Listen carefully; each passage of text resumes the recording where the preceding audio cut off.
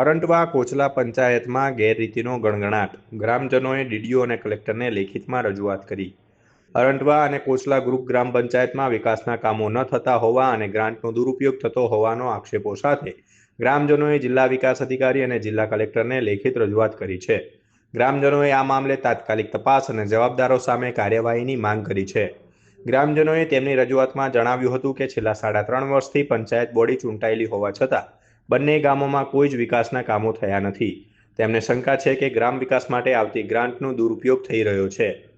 હાલમાં ચાલી રહેલા આરસીસી રોડના કામ અંગે પણ ગ્રામજનોએ સવાલ ઉઠાવ્યા છે.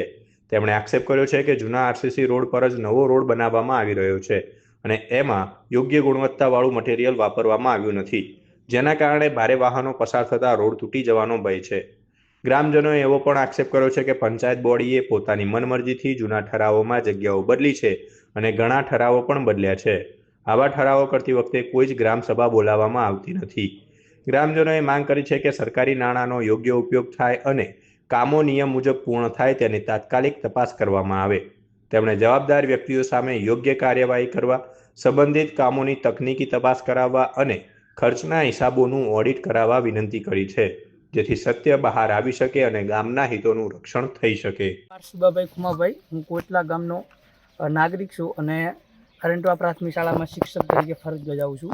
મેં આ કોટલા ગામના જે સરપંચ છે, એમ તો મહિલા સીટ છે, પણ જે વહીવટ કરે છે મગાભાઈ ભારમાં, એમને મેં વાત કરી હતી કે ગામમાં જે ગામથી કરીને અમારા સમાજ બાજુ અનુસૂચિત જાતિના સમાજ સુધી જે આવે છે સીસી રોડ, એ કાચો રસ્તો છે, બનાવી આપો.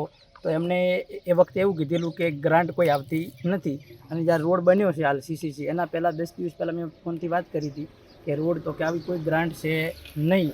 અને પછી જે હાલ આવ્યો છે એ બનાવવાનું છે, તમારે ગ્રાન્ટ નથી. તો મેં કીધું હું એ માહિતી અરજી આરટીઆઈ કરી અને માગું, તો કે તમારે જે કરવું એ છૂટી છે, આરટીઆઈ કરવી તો આરટીઆઈ કરી શકો છો. અને લખી છે હજી આપવાની બાકી છે. પટેલ નાગજીભાઈ મલાજી, ગામ કોટલા રહેવાસી. અમારા ઘરથી સભ્ય છે. આજ દિવસ સુધી તલાટીએ કોઈ દિવસ સાધારણ સભા ભરી નથી, અમને કોઈને બોલાયા નથી અને ભ્રષ્ટાચારનું બધું કામ કરે છે. અને કોઈ બી મિટિંગ હોય તો આજ સુધી અમને સમાચાર કે ફોનથી કે કોઈ રીતે કે અમને બોલાય આપ જ નથી. શું કાકા વિકાસના કાર્યો થયા? વિકાસના કાર્યો કર્યા છે, પણ એની મનફાવો કરે છે, કોઈ બધું ભ્રષ્ટાચારમાં જ કરે છે. એવું છે? કઈ જગ્યાએ કામ ચાલે છે હાલમાં? હાલમાં રોડ ઉપર રોડ કર્યું પાછું. તલાટીનું નામ તો સરપંચ કોણ છે? સરપંચ છે મહિલા. વહીવટદાર કોણ કરે છે? એમના પતિ. શું નામ છે એમના પતિના? મગાભાઈ ભારમાજી. નમસ્કાર, મારું નામ ચૌધરી મોતીભાઈ દાનાભાઈ છે. હું કોટલા ગામનો રહેવાસી છું. સરકાર શ્રીના જે બી કામો હોય વિકાસના, એ વિકાસના કામો તો આવે છે, પણ અમારા ગામમાં એકદમ એની વિપરીત દિશામાં છે. અમારા ગામમાં સરપંચ શ્રી ગોમતીબેન છે, ઠાકોર ગોમતીબેન, પણ વહીવટ એમના પતિ કરે છે. અને તલાટી અને સરપંચ મિલીભગત થઈ અને ખોટા ઠરાવો પણ કરેલા છે. વિકાસના કામોમાં તમે જોઈ શકો છો કે આ પાછળ તળાવ છે.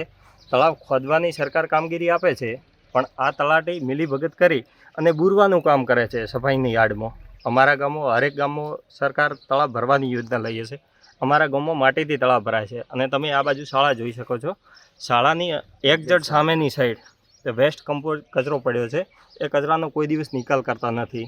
જે વિકાસ કરવાનું છે એ નથી કરતા, અને નથી કરવાનું એ વારંવાર કરે છે. અને ખોટા ઠરાવો પણ અગાઉ પણ કરેલા છે. ને આ બાજુ આ સફાઈની કામગીરી તમે જોઈ શકો છો. એ સફાઈની કામગીરી ઝીરો છે એમની. ને ખોટા બિલ ઉધારી અને મિલીભગત કરી મોટું ભ્રષ્ટાચાર કરેલું છે.